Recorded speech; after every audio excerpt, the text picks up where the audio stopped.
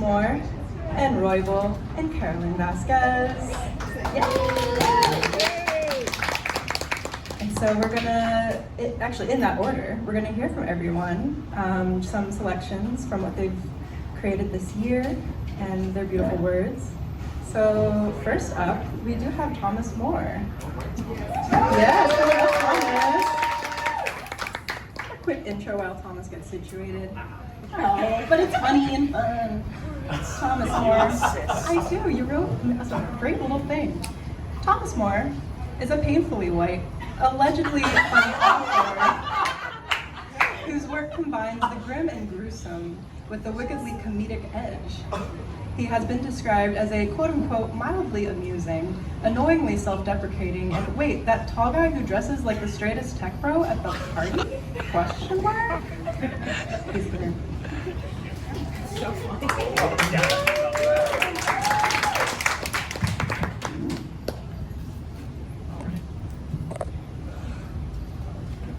Yeah, okay, that should work.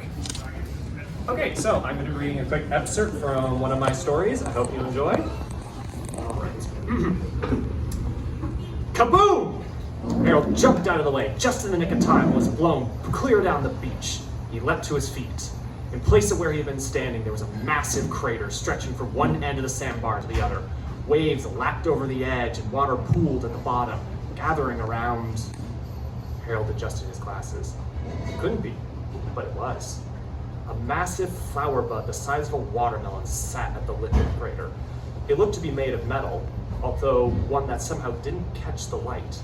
He couldn't see the sun in its face, only darkness. As if someone had punched a hole through the skin of reality. Steam spewed from the edge of the bud with a loud hiss. Harold jumped back.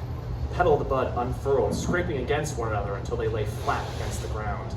In the center was a strange bundle of luminous roots, glowing like the first star in the early morning. Harold relaxed at the sight of that gentle glow. It reminded him of the nightlight he had as a kid, the one that chased away the monsters. The roots lifted themselves up into the air and began to weave into a shape. First, two pillars that joined a few feet off the ground, then one big one, and two more coming up the sides, and a smaller, fatter one right at the top. It wasn't until they stopped growing that Harold realized what shape they were taking. A person. Not a man or a woman, just a person. Its head smoothed to features, looked upward. Harold went rigid. Somehow, that thing was looking right at him, and it didn't even have eyes. The creature raised one of its tendrils and waved. "Hiya! So glad I could catch you!" Harold was taken aback. The voice coming from the creature was that of a suburban mother, high and pitchy. Not at all was he expecting from an alien. He waved. Hi there. Are you really..." The creature crawled up the crater and stood in front of Harold. "I most certainly am.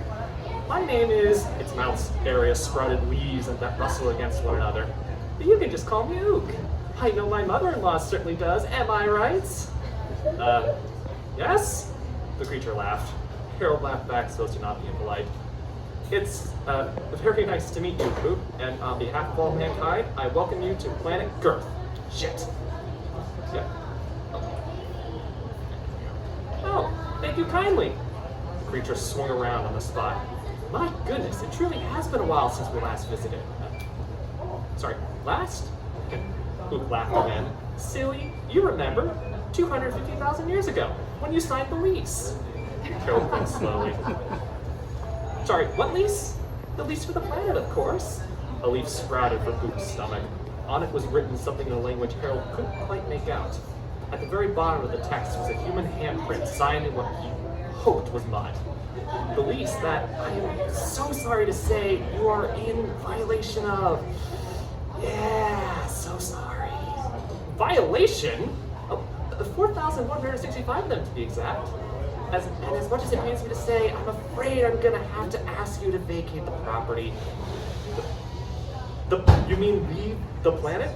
All of us? How are we supposed to do that? Oh, you should have thought of that before you violated the lease. I'm sorry. But there's millions of us. You can't just go. Well, you have rockets, don't you? Oh, yeah. Well, but where are we supposed to go? Mars? No, I'm afraid the Raxians are still living there. The what? Moving on. Sorry, what are the... According to the Statute 9, Paragraph 10, Section 3, Subsection 3, Paragraph 9.5, Sentence .6 of the Intergalactic Properties and Commissions Act, any species found in violation of their charters shall immediately and swiftly leave the property in question. At the behest of the owners, of course. Wait a minute, you can't just kick us out. I'm afraid we can, Luke said with a tilt of his head. I'm so sorry. Harold struggled to speak. Don't we have a chance to defend ourselves? You can't just barge in here accusing us and then just tell us to leave. Oh, Mr. Terran, let's save you the embarrassment, shall we? No! I'm sorry, but no. I'm here to negotiate on behalf of this planet. I can't just let you make us leave like that, if you don't mind. Luke nodded slowly. If it had a true head, not one made of twigs, it would have been arching. Very well then. To start, you've completely ruined the atmosphere. Galactic regulations require CO2 concentration to be below 275 parts per million, as you would put it. Not to mention, you're absolutely tanking the resale value. Hold on, we're working on that.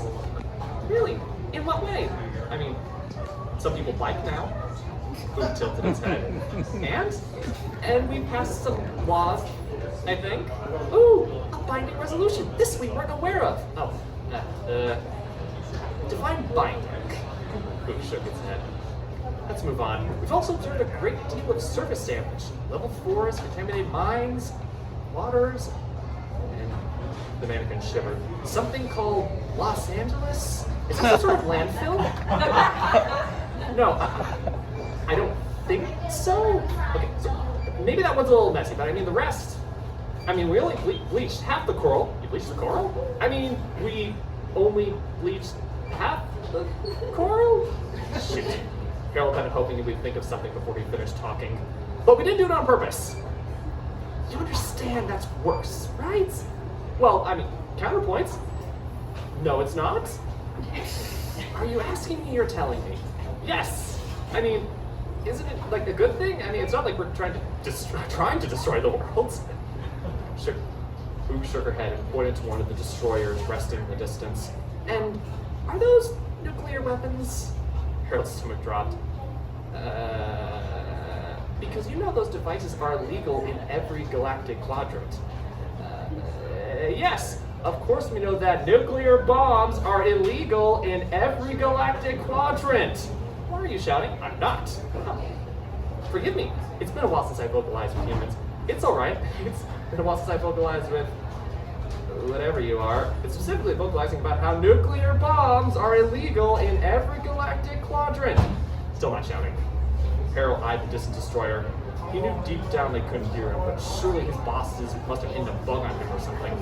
Sure enough, the destroyer slowly turned their weapons away and began scooting off to wherever the exact opposite of here was. Where are they going? They need to pee, Harold blurted out. Luke gave him a look that made his skin curl up like old wallpaper. Mr. Representative, any of these violations would be grounds for eviction. To commit all of them, I mean, quite frankly, it's impressive. I mean, but we can fix it, Harold stammered out. How? How, Mr. Representative? Well, the pandas are coming back. Really? How many of them are there? They're coming back? What about your polar caps? Do you have any idea how much it costs to replace those? Only slightly less than replanting all the forests. Then we have to disinfect the soil. It would be a nightmare to find somebody for that. They always overcharge you, am I right, Mr. Representative? No, Harold said hopefully. And new cities and roads. We'll have to tear all those up too. That'll take centuries to clear up. And the noise, goodness. The Mars residents are not going to like that. As I said, it's just going to be a lot of work before we can even think about putting this place back on the market. Honestly, between you and me, we're thinking of just tearing everything down and sort of selling it as office space. Hoop looked up as though and thought, yes, that sounds wonderful. We could repaint the sky, put in some new animals, maybe tear down this ocean, really open the space up, you know? Yes, I think that's what we'll do. Yes, good day, Mr. Representative. Luke's form started to dissolve. The roots weaving through their body died and darkened, and large chunks of their body began to just slosh off. Wait! Harold cried. You can't! This is our home! The dissolution stopped. Is it, Mr. Representative? Yes, there's 6 billion people living here! Didn't make much of a difference, did it? I mean, Harold sighed. Okay, so maybe we have been clumsy and short-sighted, and maybe we did bleach the corals in the oceans, and tear down the forests, and the air, and the animals, and the everything, and maybe we did create the new... Harold realized his mistaken sense. Continent, made of trash. Ook made a gurgling sound. Harold wasn't sure what it was, but it couldn't have been good. But, Harold blurted out, his breath caught. But what? But what? That was the question, wasn't it? If you took away the absolute treasure trove of evidence Ook had laid out, what was left? There was an answer, Harold didn't know it. He slumped his shoulders, because of course he didn't. And it wasn't his fault. He didn't ask to be this way. He just wasn't. Not smart or determined or quick thinking or all that handsome, despite what his mother said to him. He couldn't handle this, and they should have known that, his bosses. What had they been even thinking of him, sending him out there? It wasn't like he was asking for it. Really, it's their own fault for trusting him with... Harold cocked his head. Huh. Yes, Mr. Representative? Harold nodded to himself, though he couldn't hear his thoughts anymore. They drifted up the back of his throat and strolled out over his tongue. You said something about a lease, yes? Of course. The scrolling text returned to the resurfaced on Ook's chest. It's all standard boilerplate, as you can see right here. Right, yes. Does that mean you are technically the owners of this planet? Well, Ook's wheeze rustled. Property management does, which I am a representative of. So that means you find people in order to lend the planet to, yes? It most certainly does. Okay, I see. But what if those people aren't fit to take care of a planet? Ook tilted his head. What do you mean? I mean, here on Earth, if you give a baby the keys to your car, you can't exactly be surprised when it crashes. You don't give yourself enough credit. Your species has displayed considerable intelligence over its existence. Really? Because from the sounds of it, we don't seem very intelligent at all. Making bad decisions is different from being unintelligent. Name one good decision. Just one. Ook paused. And paused. And paused some more. Shit, Harold thought to himself. Is this working? That's not... When you sign the lease, you accept the responsibility for any damages accrued over the course of the tenancy, Ook said. And what exactly made you think we could be trusted with such responsibility? Were we aware that we were signing it? Nonsense. Your species was perfectly intelligent at the time of the lease's start. Why, when you arrived, you just harnessed fire. Define harness, please. There's no need to... There may have been a slight accident. Harold grinned. How much? Ook stayed quiet as long as it could before hanging its head in shame. 13 tenths or 100 square miles of wilderness and a cave. Also a lake. We set a lake on fire? How? Our best minds have been trying to answer that question for years. One of them threw themselves out of an airlock, and the other one started a human-worshipping cult. But that's besides the point. Your kind also invented language. Languages, in fact. Plural. Yes, I'm aware, but why exactly did we do that? Ook once again fell silent. Mister, what exactly is your gender? I'm sorry. What's gender? Harold pretended he had a good answer and pressed on. Ook, why did we invent language? You got bored of screaming at each other and Harold leaned in, and you wanted to say slurs, okay? You wanted to say slurs. Harold nodded slowly. I see. Ook, what does your name mean? Moving on! Your kind also established advanced communications array, enabling instantaneous communication from any point in the world. The totality of your species' knowledge exists for you to access literally at your fingertips. You mean the internet? Of course! Harold lifted an eyebrow. Really? It may not seem that much of an accomplishment to you, Mr. Representative, but I assure you, only a truly gifted species could hope to master such technology. And just to clarify, you mean the internet, correct? Google, Twitter, Facebook, and the others, that's what you're talking about. Yes! You've never been on it, have you? Ook paused for a split second. Better late than never. Oh, I don't think that's a good idea. A spinning throbber appeared on the leaves on Ook's chest. 2 seconds later, a stream of green goo erupted from its mouth that it had just formed. Ook fell over onto its hands and knees. Huh. I didn't know you guys could vomit, Harold said. We can't. Ook whimpered. There's so much. There's just so much. How can you do this? How can one species be such a colossal mess? We've had a lot of practice, Harold said. I think the better question is, what kind of plant person? You. What kind of you would give a species like that control of an entire planet? Whose leaves wilted and turned a deep, dark gray. Your kind, well, I mean, when you think about it, I wonder what your bosses will think. Who paled? Oh, Cedar, they'll mulch me. Oh, don't worry. How about we do this? You let us keep living here, and we won't tell your superiors about this colossal fuck-up of yours. Who lifted their head? Yes, of course. That sounds like a perfectly reasonable proposition. I thought so. Harold straightened his back. Now, get out. Please.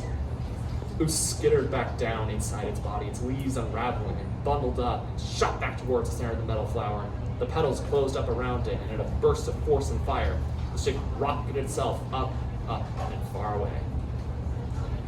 Thank you.